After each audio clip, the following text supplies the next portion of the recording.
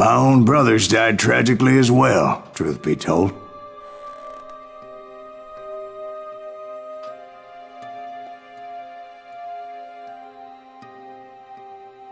It was 1868, and me and my older brothers were pulling a tidy profit running cattle into Juarez, Mexico. One night after my brothers retired for the evening, I found a little poker game in a cantina with a couple of cowboys. And I just couldn't lose. I even won an old Spanish coin that had to be 100 years old. Well, I was mighty pleased with myself the next morning as my brothers and I rode for Texas. But before we crossed the border, those cowboys caught up with us. It was Johnny Ringo, Roscoe Bob Bryant, and another asshole named Jim. They wanted their money back and everything else we had, including our lives, as those boys didn't want us coming for them later. Bob put that old Spanish coin in my mouth and said, "I won't have it said that I left you with nothing, boy." Well, those horses bolted, and there we hung as those bastards rode away. The branch finally snapped under the weight of the three of us, but being my older brothers were bigger and heavier, they were already dead. And right then I swore to myself that I would avenge them. Ringo you know about. But Bob eluded me, until I heard he was riding with the Wild Bunch.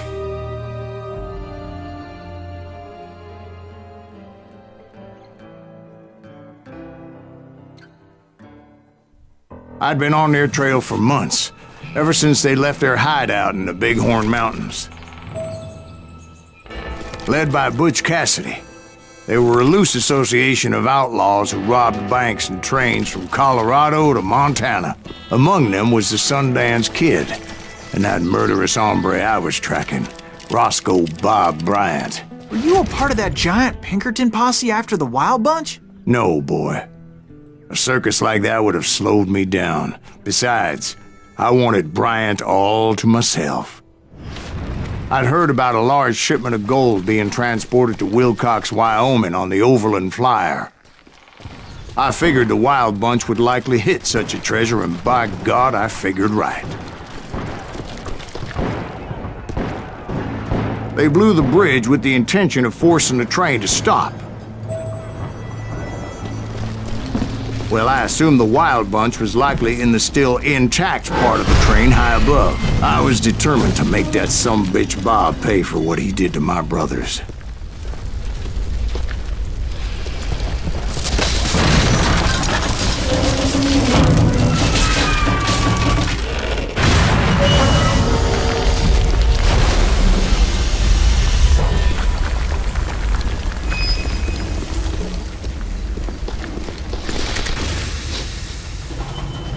I found the device they used to blow the tracks, so I knew I was headed in the right direction.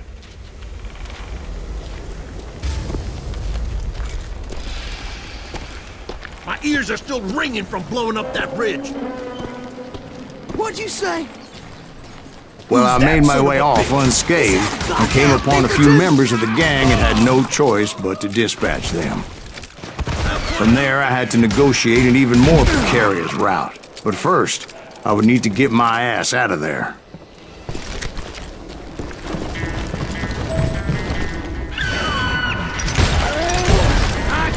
I jumped from the frying pan into the fire as the train was clearly fixing to fall.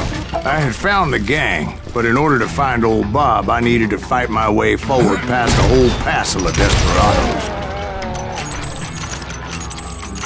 Outside, inside, any way I could, I made my way towards my prey. Well, what about the passengers? It was mostly a freight train, as I recall.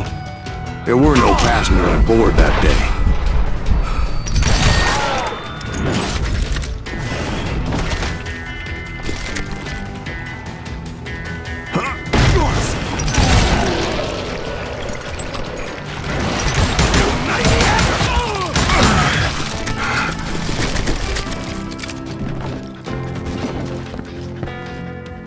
As I mentioned before, I am not fond of heights, but I was too busy dodging bullets to worry about falling to my death. Odds were I was likely to die that day anyway. So I was determined to take down as many of those bastards as I could.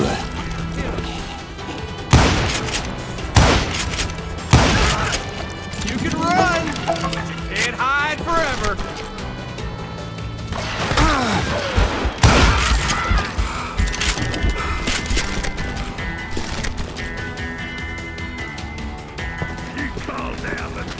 Times it was like shooting ducks in a shooting gallery. The only difference is these damn ducks shot back.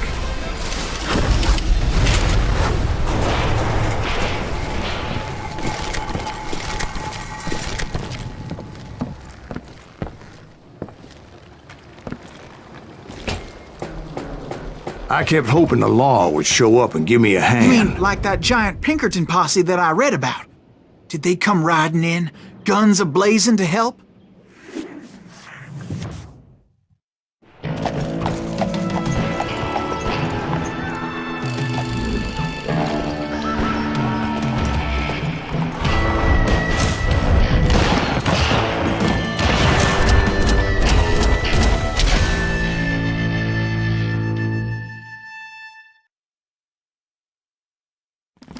Help? From the Pinkertons? No, son. I had to fight the wild bunch all by my lonesome, as usual. Who the hell is that? He's out! He's mine! Take cover! Retreat! Retreat! He's killing everybody! Hell's a coming! They'll kill us all! Run! Ready for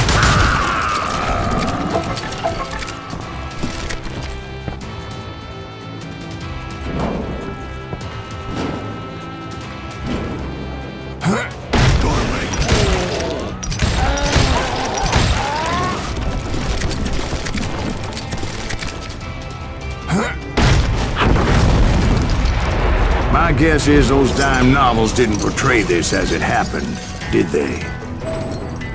Hey, you! Only a few stragglers were left. I had to cut them down pronto if I was gonna stay on old Bob's trail.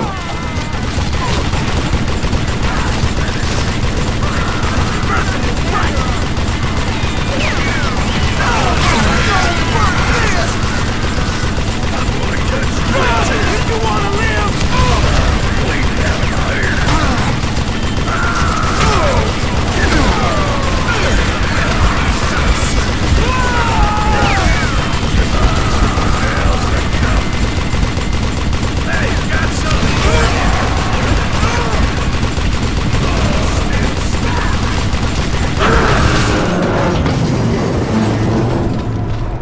Once I silenced all those guns, I went searching for my nemesis, determined to finally have my justice. But the only survivor who welcomed me was George Flat-Nose Curry. Who was he?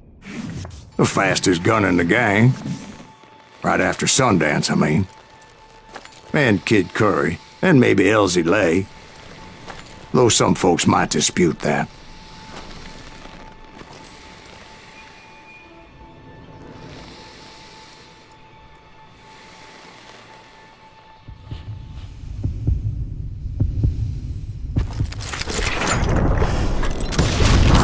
On that very same day, Butch Cassidy and the Sundance Kid decided to leave the Wild Bunch behind and decamped for South America.